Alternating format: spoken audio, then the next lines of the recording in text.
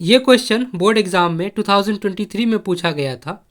इसमें कह रहा है कि two dice are thrown together, the probability of getting the difference of numbers on their upper face is equals to 3 is.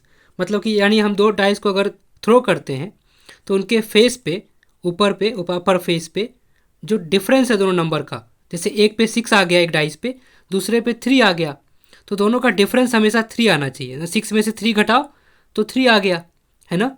तो उस तरह की आने की प्रोबेबिलिटी क्या है, ये हमसे पूछा गया है। तो मान लो कि मेरे पास दो डाइस है, एक पिंक कलर का और एक ब्लू कलर का।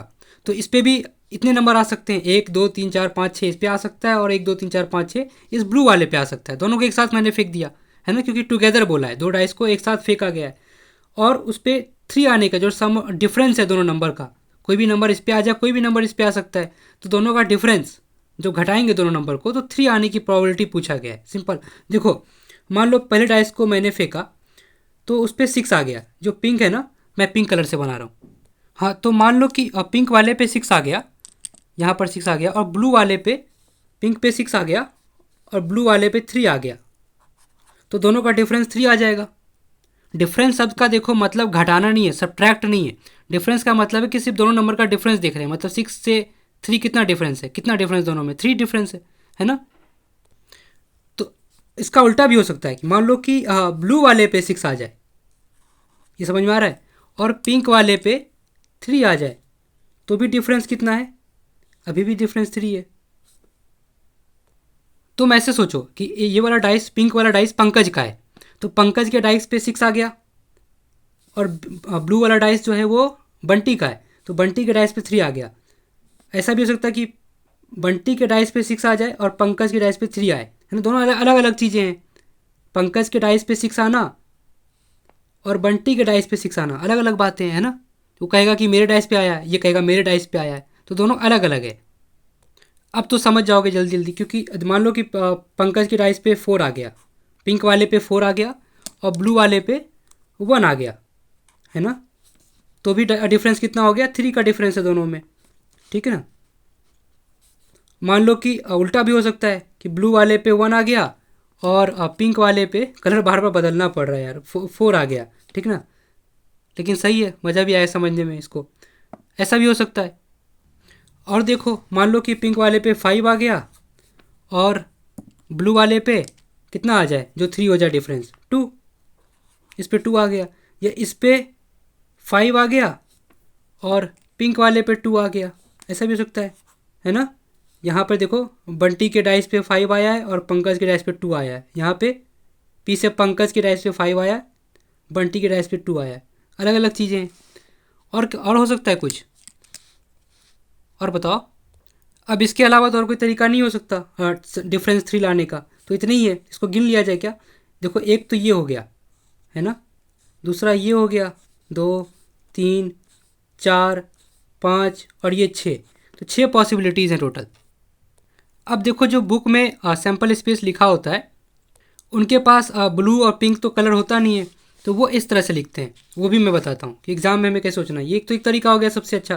दूसरा देखो, बुक वाले क्या सोचते हैं, वो भी जानना जरूरी कि सैम्पल स्पेस कैसे लिखते हैं वो।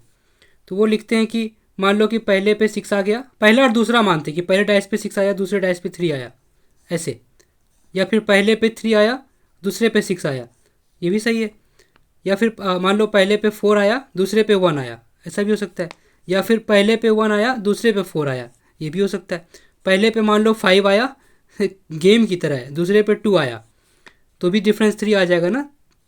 और मान लो, या फिर पहले पे 2 आया, दूसरे पे 5 आया। इसके अलावा 1 2 3 4 5 6, इसके अलावा तो और कुछ है नहीं। ये अपना सैम्पल स्पेस हो गया पूरा पूरा ख़त्म। अब सुनना ध्यान से कि मान लो कि मैंने गेम में चैलेंज लगा है कि मैं जीतूंगा कब, जब दो डाइस फेंके गए और किसी ने कहा कि भाई अगर इस पे डिफरेंस 3 आ जाएगा, मतलब किसी डाइस पे 6 आया, किसी डाइस पे 3 आया, तो डिफरेंस 3 आ गया, तो आप जीत जाओगे। तो मैं जीत जाऊंगा, मान लो कितना भी पैसा लगा है मेरा, तो मैं जीत जाऊंगा उस डाइस पे अगर डिफरेंस उसका 3 आ गया दोनों नंबर का। तो बताओ मैं क्या चाहता हूँ, मेरे मन में क्या है कि जितनी भी पॉसिबिलिटीज़ है डाइस के पास, कोई भी नंबर आ जाए, उसमें से ये वाले नंबर अगर आ गए, इसमें से कोई भी पैटर्न बन जाए, जैसे पहले पे 6 आ जाए, दूसरे पे 3 आ गया, या पहले पे 5 दूसरे पे 2, तो 3 आ जाएगा, मैं जीत जाऊंगा। तो मैं तो ये चाहता हूँ कि इनमें से कोई कुछ भी हो जाए, इनमें से कुछ भी आ जाए, तो ये मेरा मन चाहता है। तो ये ऑप्शंस तो मेरे फेवर में है ना, इसलिए ये फेवरेबल है, ये मेरे फेवर में है इसलिए फेवरेबल है ना। और मान लो अब, लेकिन जरूरी नहीं है कि ऐसा ही हो, इन्हीं में से कुछ हो, कुछ और भी तो हो सकता है। मान लो कि पहले डाइस पे किसी ने फेंका, मैं हारूंगा कब? ये तो मेरे जीतने की पॉसिबिलिटी है ना। ये ऑप्शन कब है? ये क्या है? जो जब मैं जीतूंगा। लेकिन मेरे हारने का ऑप्शन क्या है? कि मान लो पहले डाइस पे 6 आता है और दूसरे पे 1 आ जाए, भाई अब तो डिफरेंस तो 5 है, 6 में से 1 घटाओ 5 है ना। तो अब मैं तो हार जाऊंगा। तो इस तरह से और कितने आ सकते हैं कि मैं हार जाऊं? और भी आ सकते हैं भाई, पहले पे 6 दूसरे पे 1, या पहले पे 1 दूसरे पे 6, इससे मैं हार जाऊंगा। पहले पे 5 आ गया, दूसरे पे 1 आ गया, तो भी मैं हार गया, है ना। या पहले पे 1 आ गया, दूसरे पे 5 आ गया। तो ऐसे अब बहुत सारे हो सकते हैं। तो प्रोबेबिलिटी में हमेशा हम जो डिनोमिनेटर में नीचे में जो लिखते हैं, वो हमेशा टोटल कितना ऑप्शन है डाइस के पास, टोटल क्या हो सकता है, टोटल पॉसिबिलिटीज़ लिखा जाता है नीचे में। ऊपर में वो लिखते हैं जो हम चाहते हैं, जो मेरा मन चाहता है। तो मेरा मन का ऑप्शन तो यही है, मेरे मन का ऑप्शन यही है, 1 2 3 4 5 6, 6 ऑप्शन है जो मेरा मन चाहता है कि आ जाए, है ना। ये तो मेरे फेवर में है, मेरे पसंदीदा है ये नंबर। लेकिन नीचे क्या? नीचे टोटल लिखना होगा, तो वो कैसे पता करेंगे?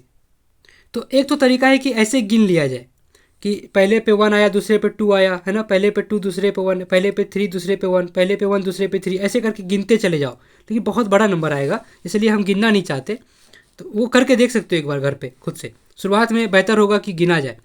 तो मैं ऐसे नहीं कर रहा हूँ, मैं क्या कर रहा हूँ कि देखो, मान लो कि इसके इस डाइस, पिंक वाले डाइस के पास ऑप्शन कितना है, इस पिंक वाले डाइस के पास कितना ऑप्शन है, क्या क्या आ सकता है इस पिंक वाले पे? ये 6 में से कोई आ सकता है, तो इसके पास टोटल ऑप्शन कितने हैं? 6 ऑप्शन है, इसमें से कुछ भी हो सकता है। कुछ ये जब भी नाचेगा, इन 6 में से कुछ भी आ जाएगा, है ना। उसी तरह इसके पास भी 6 ऑप्शन है, ये जब भी नाचेगा तो इस 6 में से कुछ भी आ जाएगा। इन दोनों को मल्टीप्लाई कर दो, 6 6 36, तो टोटल ऑप्शन हमारे पास 36 होंगे। इसको करके देख सकते हो, ये हम कह रहे हैं इसलिए ऐसा नहीं है ना, ये ऐसा ही है इसलिए हम कह रहे हैं। तो इसको गिनोगे जब, अपने सैम्पल स्पेस बना के गिन सकते हो, टोटल 36 होंगे। 6 इधर हो गए, 6 तो पहले गिन गए, अब जो बचे उसको तुम गिन सकते हो। यहाँ पे 6 लिखोगे, 6 ऐसे ग्रुप बन जाएंगे। और फिलहाल इस ये हमारा 6 1 जा 6, 6 6 जा 36 है ना, तो ये 1/6 हमारा आंसर आ गया। फिलहाल तो क्वेश्चन तो यही खत्म हो गया। 1/6 ऑप्शन सी करेक्ट है ना, सी वाला ऑप्शन, ठीक।